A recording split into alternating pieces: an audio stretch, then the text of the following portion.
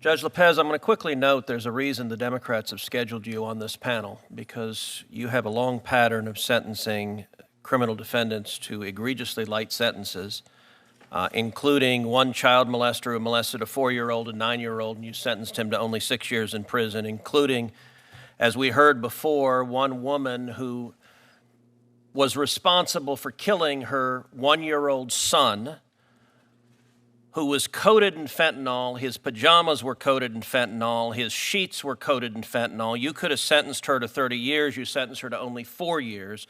It's an egregious pattern, but the reason you're put on this panel is the Democrats know that most Republicans will not have time to question you about that terrible record, because your colleague on this panel, her record is even worse. Ms. Campbell, I will say I have seen some astonishing nominees from this administration, but I have to admit your record takes the cake. A judge should not be a political activist. Your record demonstrates to me a long history of being a political activist, but not just an activist who affiliates with extreme and radical organizations. Now, when Senator Grassley asked you about the Workers' Dignity Organization, you gave, I think, deliberately misleading answer. You said you did not represent them, and that convinced Senator Grassley not to continue on that line of questioning. You have been a legal advisor to that organization since 2013. That is what you have publicly printed on your AVO biography. It is what has been described in the Tennessee Bar Association when you were nominated. It explicitly says she served as a legal advisor for local workers' rights nonprofit Workers' Dignity. Now, why is it you're distancing yourself from them? The reason is because they are utterly radical. If you look at this group that you've served as the legal advisor for over a decade, this is an openly Marxist organization. This is a communist organization. Now, those words are not said lightly. According to their own characterization of their views,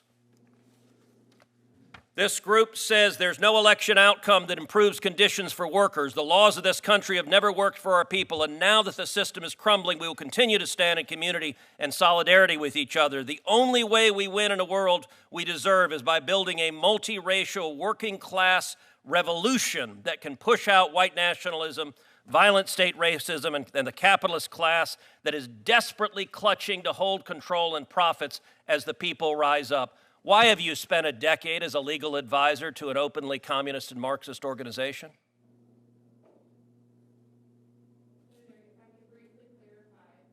I don't think your microphone's on.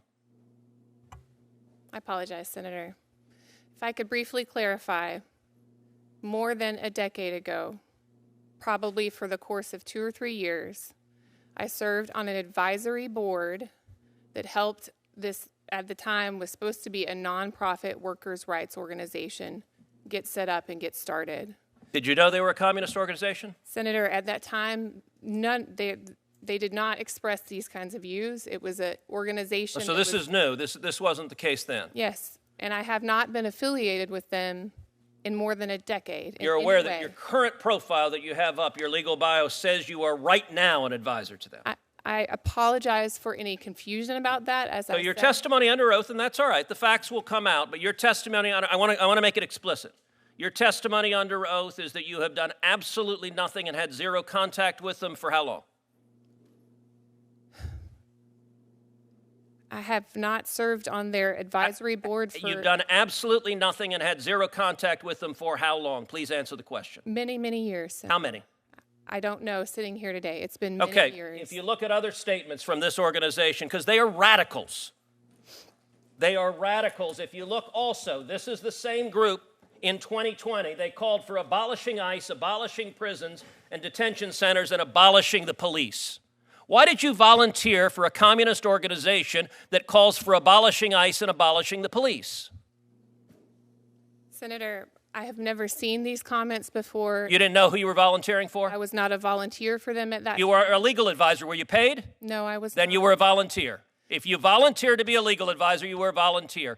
Why did you volunteer? Do you support abolishing ICE? Senator, at this time, I had... Do you support abolishing ICE? I do not, Senator. Well, it's amazing because a minute ago you also told Senator Graham that the Tennessee Immigrant and Refugee Rights Coalition, that has a manifesto calling for abolishing ICE, you said you had nothing to do with it, which is fairly astonishing because on page 3 of their manifesto, they thank you by name for what they say.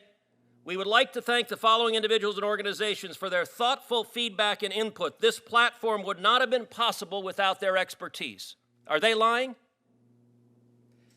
Senator, I'm not familiar with that manifesto.